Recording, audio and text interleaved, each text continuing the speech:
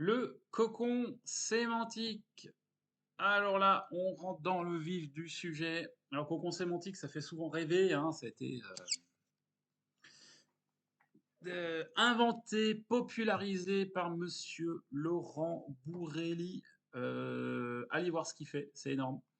Franchement, j'adore ce qu'il fait. Donc voilà, je ne peux que vous encourager à également suivre ces formations. En complément de celle que vous suivez actuellement, où il aborde certains points plus en profondeur. Alors, le cocon sémantique, hein, alors attention, petit disclaimer, hein, je respecte beaucoup le travail de Monsieur Borelli, donc je ne voudrais surtout pas raconter de bêtises non plus à ce sujet-là. Donc là, je vais vous livrer une définition et ma compréhension de ce qu'est un cocon sémantique. Si maintenant, voilà, il peut y avoir d'autres personnes ou même Monsieur Bourrelli lui-même qui en a une autre définition. Voilà, il n'y a aucun souci avec ça. Moi, je vous donne ma version telle que je l'ai saisie. Maintenant, s'il y a une erreur, bah voilà, il me pardonner, mais bon, j'estime bon, en tout cas, c'est la manière dont moi je le conçois. Bon, alors, on va rentrer dans la définition. Donc là, première vidéo, je vais déjà vous expliquer de manière très théorique en quoi ça consiste. Euh, et puis, euh, et puis après, ben, on rentrera dans le vif du sujet. Je vais vous montrer plusieurs exemples, plusieurs modèles de concrètement à quoi ça peut ressembler. Alors, le cocon sémantique, à la base, c'est, encore une fois, c'était conçu, inventé, travaillé, réfléchi par monsieur Laurent Bourrelli. Et c'est à la base une stratégie SEO qui vise à structurer un site web de manière à la fois hiérarchique, sous forme d'arborescence, mais également thématique, pour pouvoir ben voilà, atteindre un meilleur classement dans les résultats de recherche. Donc, la base, elle est très simple. Il faut créer une arborescence de pages web de manière très réfléchie. Et ces pages web doivent être, bien entendu, bah, interconnectées entre elles par des liens pertinents, ça va de soi, autour d'un sujet principal ou d'une thématique centrale. Et c'est là où il y a toute la différence par rapport aux arborescences qu'on peut observer par ailleurs dans le web. C'est la manière dont c'est structuré. Alors l'objectif principal d'un cocon, c'est quoi? Ben, c'est d'une part favoriser la compréhension de la thématique du site par les moteurs de recherche. Rappelez-vous, comment fonctionne l'algorithme? Il navigue de page en page et puis il va favoriser ben, les URL qui parlent du mieux d'une thématique ou d'un sujet et puis il va les faire positionner le plus haut possible dans les résultats de recherche. Donc, techniquement, ça permet aux moteurs de recherche de mieux comprendre, aux algos, de mieux comprendre ce dont on parle. Voilà, parce que l'information est présentée de manière hiérarchique et logique. Deuxième point, ça facilite la navigation de l'utilisateur. C'est-à-dire qu'il n'y a pas que l'algo par derrière qui va de lien en lien, mais l'utilisateur comprend explicitement où il en est sur le site et qu'est-ce qu'il voilà, qu'est-ce qu'il est en train de lire, où c'est qu'il en est et où c'est qu'il va aller. En gros, il trouve l'utilisateur est jamais perdu en fait dans un concours parce qu'il sait précisément à quel endroit du site il se trouve et en plus il arrive à trouver l'information qui l'intéresse.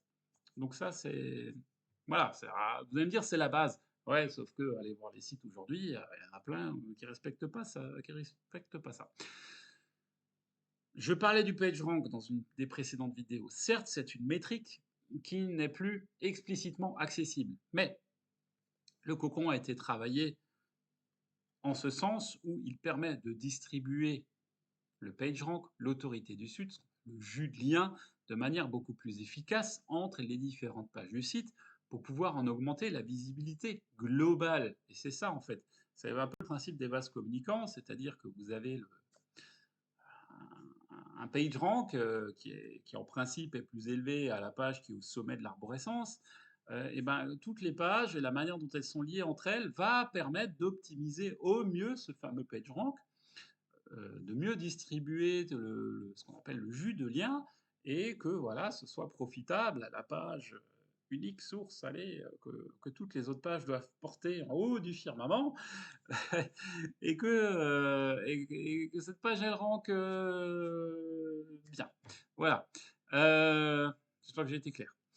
Alors pour créer maintenant, vous allez me dire: «Ouais, OK, d'accord, j'ai compris, le cocon, c'est une information thématique hiérarchisée de telle ou telle manière et avec des liens structurés également d'une même manière». Vous avez compris ça, vous avez compris la base structurelle d'un cocon.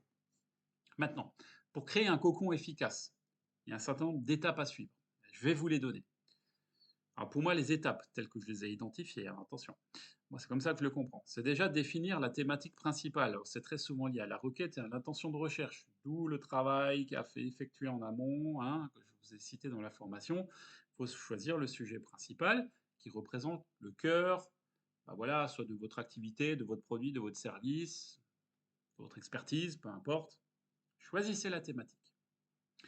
Une fois que vous avez la thématique, vous allez identifier un certain nombre de sous-thèmes. Donc ça rejoint aussi la classification des mots-clés et des intentions dont je parlais dans une autre vidéo.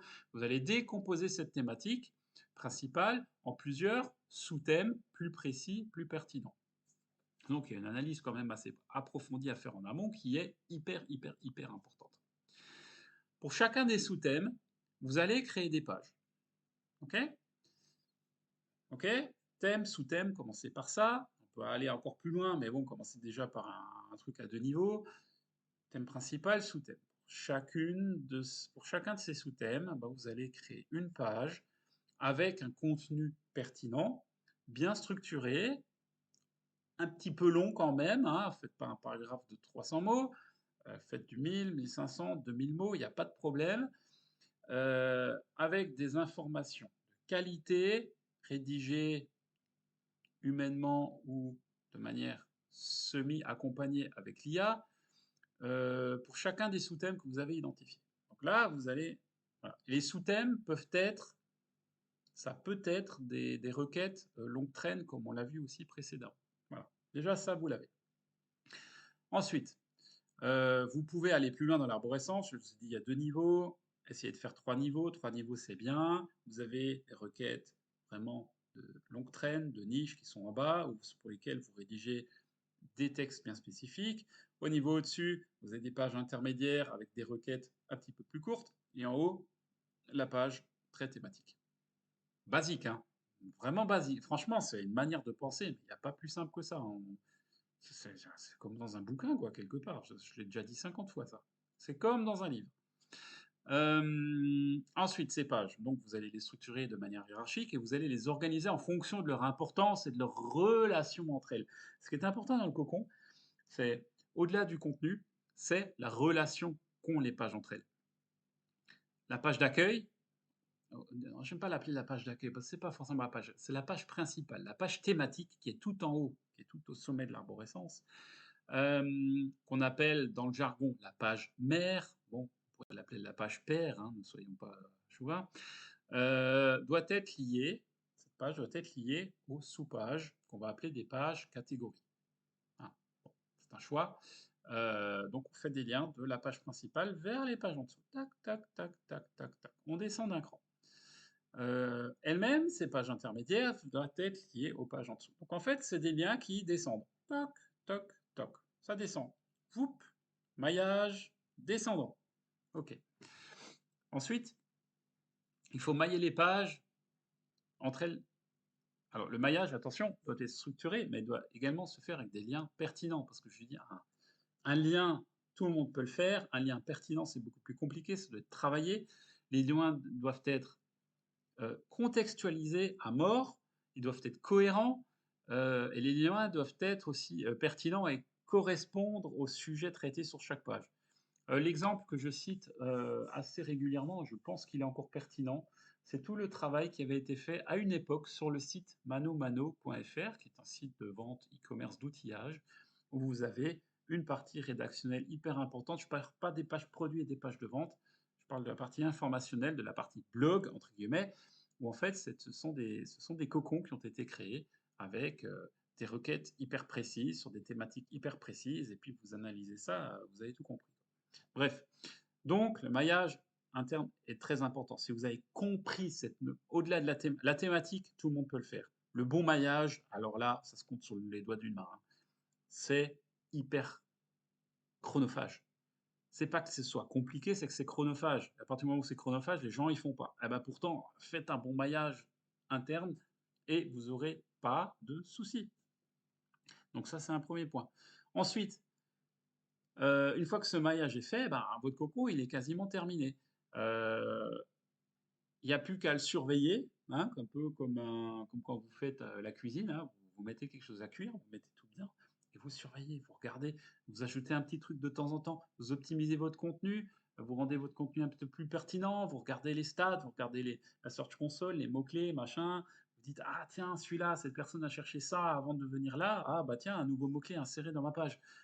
Et comme ça, vous allez enrichir toujours votre structure. Et puis au final, ben, vous pourrez améliorer significativement, ben, la position de votre site pour chacun des mots-clés, et gagner des positions. Donc c'est un travail, ardu parce que honnêtement, en termes d'automatisation, il y a qu'est-ce qu'on peut automatiser? On peut automatiser la génération de l'arborescence, mais il faut l'avoir pensé et réfléchi en amont. La génération de contenu, on peut, à mon sens, on pourrait l'automatiser, mais il faut toujours repasser derrière. Donc, je vais dire, on va la semi-automatiser, hein. En fait, l'IA, c'est une aide complémentaire, c'est simplement un gain de temps. Donc ça, pour l'IA, c'est super, on gagne du temps, ça marche d'enfer. Et après, bah, il y a surtout la maintenance. Et c'est là où ça pêche, parce qu'il y a des gens qui ont bien bossé sur les 2 premiers points, mais mal bossé sur le troisième. Mea culpa, hein, je suis pas le meilleur exemple non plus. Il y a des fois où j'ai pas bossé non plus cette étape-là. Quoi qu'il en soit, voilà, la mise à jour du contenu, c'est la base. Aussi, donc les 3 piliers du cocon sémantique, c'est une arborescence réfléchie, un contenu de qualité et pertinent, une mise à jour. Hem, alors en termes d'exemples, donc je vous ai cité, Mano Mano, c'est le premier qui me vient. Alors des sites, ça c'est en site e-commerce, en site Leroy Merlin avait fait aussi un bon boulot là-dessus. Alors les sites de blog, bannissez-les parce qu'un blog par définition n'a pas d'arborescence. En fait, son arborescence, c'était une suite d'articles, une suite d'URL classées de manière chronologique avec c'est de la merde, franchement, désolé, mais ne faites pas de blog si vous faites du cocon et inversement. C'est pas que ça marche pas, mais c'est pas du tout la même philosophie, la même vision des choses. Et après en termes de sites d'information, alors honnêtement, je n'ai pas de site d'information qui me propose enfin qui me vient à l'esprit en termes de où le cocon a été très travaillé. Si vous en connaissez, ben, je vous invite à me le communiquer et puis je serais ravi de pouvoir en parler. Donc, à la base, le cocon, c'est une méthodologie qui est pas si compliquée que ça. Il y a beaucoup de gens qui en ont fait un foin, mais pourtant, monsieur Bourrelli était très clair là-dessus. On le travaille peut-être de manière différente, c'est-à-dire que le cocon tel qu'il a été pensé à l'origine a évolué dans le temps, hein. Je ne dis pas que